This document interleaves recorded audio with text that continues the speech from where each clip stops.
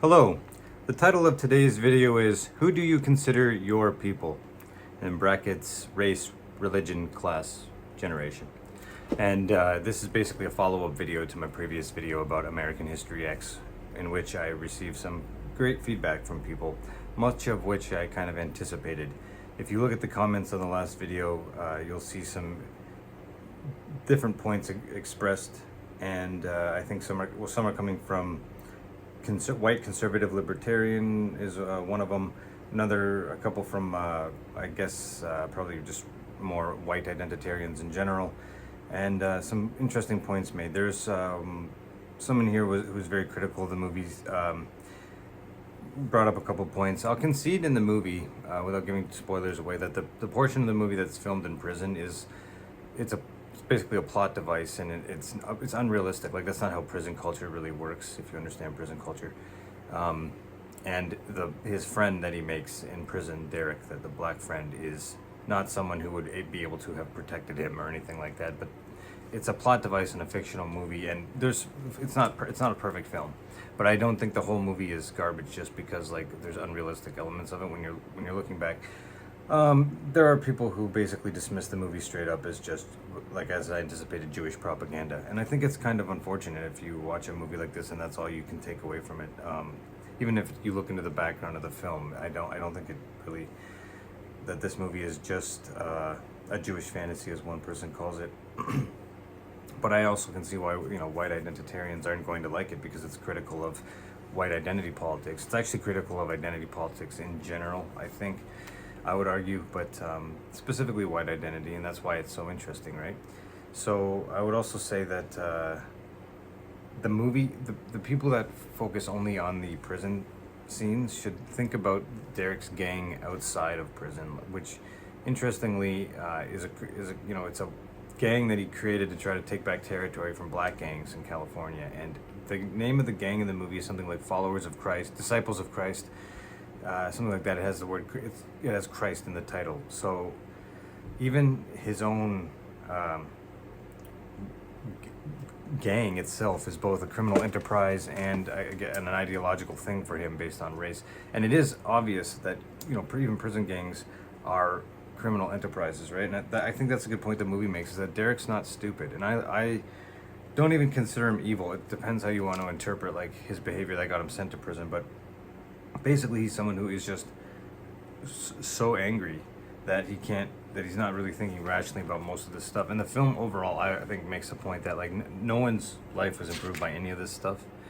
But more than that, my point that I'd like to argue to people, because a lot of people refer to their people in brackets in the comments and other conversations I've been having outside of this, and it's who you resonate with and consider and view as your people is very subjective. It's a subjective thing, right? And so some people identify like with mostly by race when they see other people, but other people, depending on their environment, their circumstances, will see things differently, right? Like some Muslims, depending on the region and stuff and how they interpret their own religion, generally view other Muslims as their people. Like, that's one advantage that ideology has, is that it tries to sort of transcend everything, nation and everything else, and just says if you're a Muslim, you're a Muslim.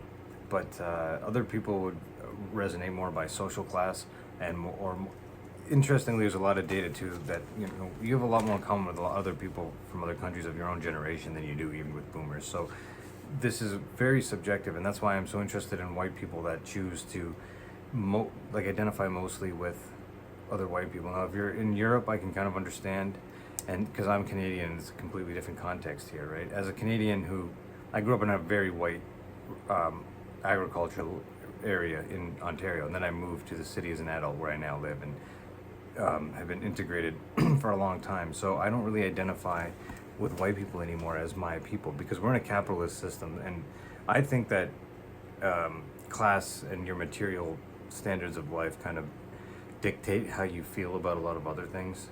And I'm not religious, I'm a secular person, right? I'm not an atheist. I'm actually a very, very agnostic person. I'm not a materialist or someone who's into religion. And so I don't really relate to anyone by religion either.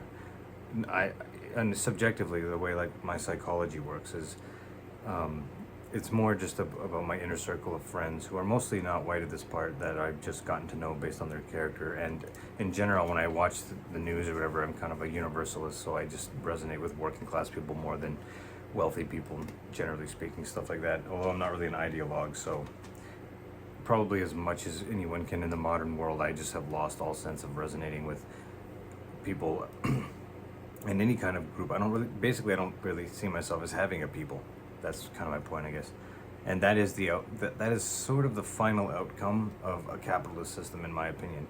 Which is why I don't worry a lot about different ideologies coming into the West anymore, because they're all going to get subsumed by consumerism anyway. That's what I'm trying. You know, a lot of your anxieties can just be put to rest by realizing, like, once you get here, this is what the elites have always known, like, consumerism and being part of the capitalist system, that comes before anything else. They don't care if you're a Muslim or a Christian or anything, as long as you work in the factory and fulfill these cultural roles that they've defined and carved out for you. That's really all that matters. So I can also say, though, giving complete credit where it's due, I don't like identity politics at all, and it's like, I have leftist values, but I don't like leftist identity politics, so I reject it all. And I see things a lot more in terms of economics now and that sort of thing. So I would argue that doubling down on Christianity as well, being like a white Christian identitarian, is very, very ironic from my point of view, because I had a book here I wanted to show.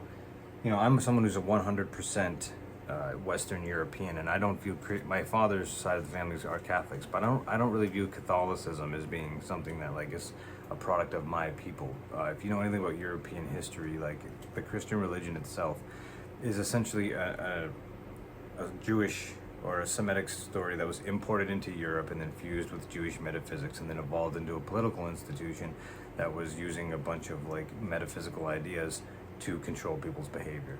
And that's, you know, the way I view religion is that human beings are,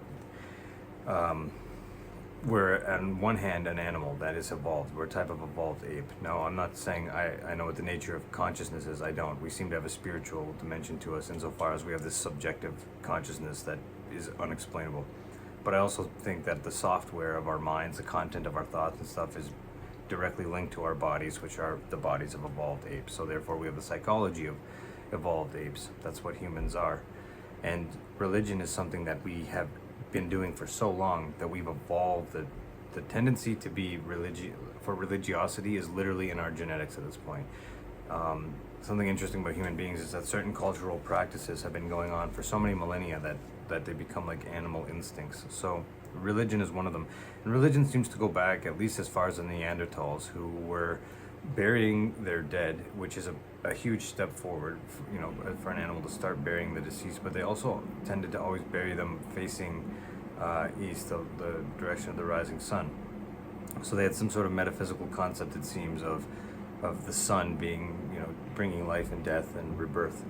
And I think that archetypes and stories and things are things that have evolved over millennia. So with Christianity, I think it's first and foremost a political story that is used to control behavior. I'm not saying that materialism is right, or that I'm a hardcore atheist or anything like that, but organized religion is basically a control tool, a social control and conditioning tool, and a big grift overall. So I think that white identitarians are getting grifted the most. And here's one of the points I'm making.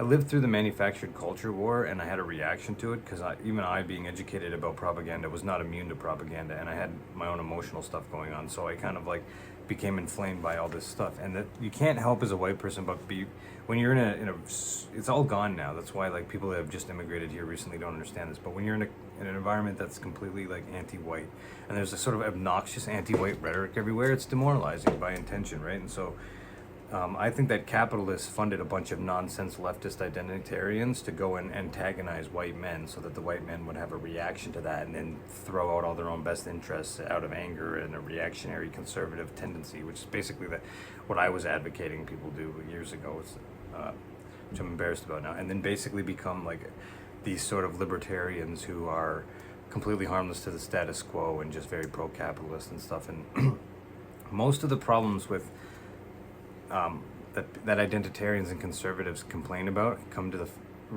down to the fact that community is destroyed by capitalism, and they don't want to acknowledge that capitalism has these systemic consequences, so they tend to lash out at other things. There's a lot of things beyond religion, like the tendency to eat communal meals, like we do on the solstice at Christmas time or Easter, like to come together in community for big meals. That was also something that we should be doing. Like, modern life is extremely unnatural. Culture and things evolve way faster than the biology of the brain and the body, right? So we still have the brains of primates that evolved in a completely different environment, and the way we're reacting to this is novel. It's a completely new thing. So it's causing all kinds of crazy shit to happen. Another reason that I'm not religious also, by the way, is that a fundamental difference between the way I, as a deeply agnostic philosopher, I'll label myself an amateur philosopher, view the world, and the way Christians view the world, is that Christians basically, or someone who represents trying to have no ideology as an ideology versus someone who's very ideological like a Christian, is that they have a system that basically puts reality in a box and says, like, this is what it is, we can explain it, and it doesn't really change. And that's why they think the Bible, which is, even if you're a Christian, thinking that a behavior template from first century Palestine, or that codes from the Middle Ages that are obviously directly linked to capitalism anyway, would apply to modern novel environments like today is kind of naive in my opinion, because even when you just study physics, you can look into like David Bohm, a protege of Einstein, who talked about the implicate order. Like, new novel things are coming into existence all the time, like in terms of at a particle level, but also like mental phenomenon, which are also obviously part of the universe. And there's always new phenomenon. So any closed-looped ideologies ultimately are limiting. And so depending on where your cognitive ceiling is, you either will find use in that, or you'll find it like holding you back. And that's a problem, because I also understand that under certain people that don't have a high cognitive ceiling do kind of need to be molded, because their natural primate instincts can become like really toxic and shitty.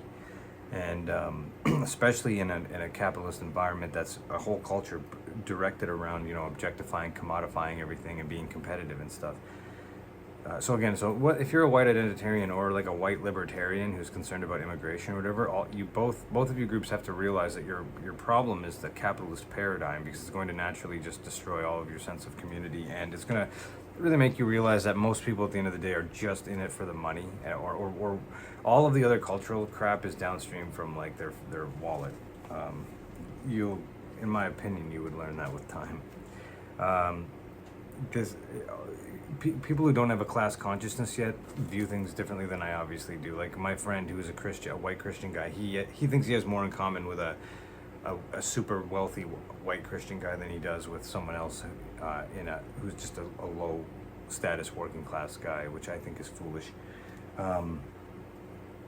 But I also, I don't think that leftist identity politics are good at all, and I understand why so many people have a reaction to them. Funny thing about socialism and Marxism stuff, people don't understand it, but it's a product as a cohesive.